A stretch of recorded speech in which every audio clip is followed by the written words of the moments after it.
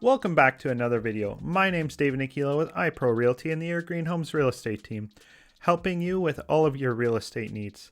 In today's video, we're going to explain the differences between a $4 million home, a $5 million home, and a $6 million home, and why you may want to spend a little bit more to get some extra conveniences and features. Definitely stay tuned and watch the entire video, and be sure to hit that like button and subscribe button. First things first, location. Location, location, location. You hear it everywhere. It's in the media, it's in the news. Every real estate agent says it. And why does location matter? Because if you want a nice luxury home, do you want it to be a safe neighborhood with good schools for your kids and all that? Or would you prefer it to be in a rougher area where you're afraid to go out at night and things like that? Location is very important, as well as noise factor and all of that. What buildings are around? Are there going to be big condo buildings that are blocking all your sunlight in your backyard? All of those things, location is a big factor. So for this video, I tried to keep the location together with all the homes, just to give a better understanding on the home itself rather than so much the location.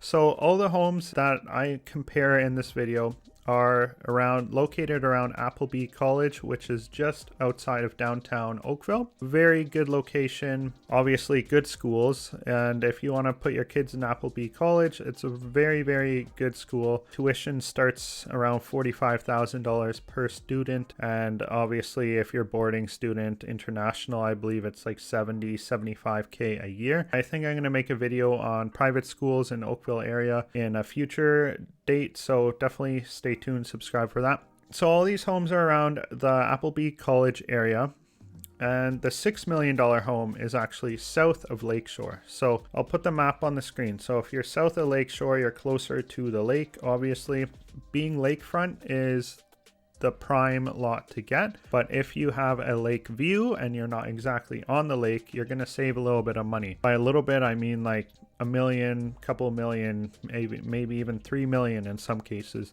If you want right on the lake, 6,500-ish square foot finished space, you're almost up in the $9 to $10 million range, depending on quality of finishes. You really are paying a premium to be right on the lake. But if you can buy a house that off the lake, like one or two houses off the lake, and you can still see the lake, you're getting that lake vibe without having to pay that price. And that's what this home is at $6 million. So $6 million gets you basically one lot away from the lake on a cul-de-sac, and you have a view of the lake from your master bedroom, as well as your living room and the balcony outside of your living room. And the $5 and the $4 million home are located north of Lakeshore. One is actually right on the corner of Lakeshore and another street. So because they are on the north side, it's a little bit more budget friendly, even though the $5 million home is comparable in size to the $6 million home. And actually the $5 million home has a lot more upgraded finishes as opposed to the $6 million home. But again, you're paying for location. So if you want to save yourself about $1 million, you can buy on the north side of Lakeshore, get pretty much the same size of house. You are going to have actually a little bit smaller of a lot though, so that is one of the downsides there. And then you are right on Lakeshore, so depending on if you prefer not to see lots of traffic going by, you may want to buy the one, spend an extra $1 million to be closer to the lake and on a quiet private street that is not going to be driven down by a million cars. You'll have more privacy. It's quieter. You get a view of the lake. So that's what that one is. And the $4 million house is actually right next door to the $5 million house. It's a little bit smaller of a house, so location wise it's about the same, but it's a smaller house by, I think it was 800 square feet or so. The finishes, there's not as many upgrades. Speaking of upgrades and finishes, let's jump into the next topic of the video, and that would be finishes. So what type of finishes are in a $6 million home, a $5 and a $4 million home? So we'll start with the $4 million home. So the $4 million home is basically, it's a brand new build. It doesn't really have many upgrades. It's kind of builder finishes. And obviously you have your walk-in closet, all of that. It's around 4,100 square feet upstairs. And then as you hop over into the $5 million home, that's their actual. Now the $5 million home, that one has some crazy finishes in it.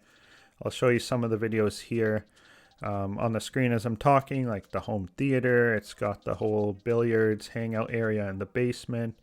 It does have an elevator, which the $4 million home does have an elevator as well. A bar with 2 drawer freezers and fridges so that you can store all your stuff. Sub-zero appliances is pretty much standard once you're in the $4 million and up range. 2 properties, $4 and $5 million, are exclusive off-market properties. So if you are interested, feel free to contact me directly and do that soon before they're sold. My information's down below. The $6 million home has the Crestron home automation system, which that alone would cost you a couple $100,000 depending on stuff you're doing to it. Whether you're doing automated blinds, integrated security, and all of that stuff. All your lights, when you want to go to bed, you just hit a good night button in your bedroom and it turns all the lights off in the house.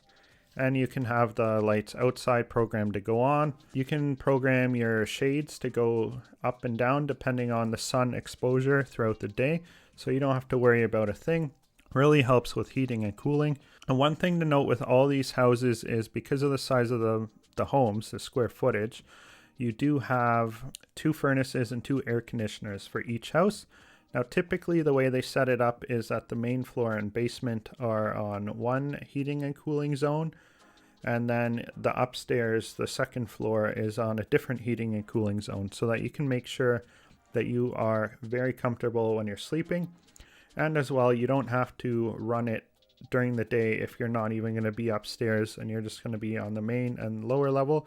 So it'll help with your heating and cooling costs. So the $6 million home, you do have a walkout basement, which is great. Has space to have a nice pool, which you could have in the backyard. You have tons of trees in the back there, so you don't see your neighbors, and it's very private. Again, like I mentioned, the lake is right there, so that's convenient. So kind of to round out this video, if you want to spend $6 million, you're going to end up with a lot more home automation, typically, a lot more square footage, and basically all of the high-end finishes, high-end appliances. Elevator, that's usually just a bit bigger. Nice wide open staircases and all that. And then location is usually going to be very, very good at $6 million. So to round out the video, if you're going to spend up to $6 million, you're going to get a lot more in terms of home automation, square footage, finishes, appliances, and you're going to get a nicer view or a nicer location, quieter location. And as you go down and spend around $4 million, you're going to get less finishes. Those are all factors to consider. Would you rather spend $6 million, have everything kind of completed for you, move in ready?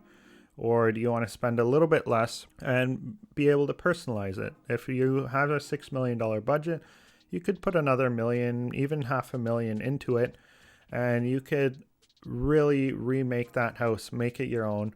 So those are some things to consider between the differences between a $4, $5, and $6 million home.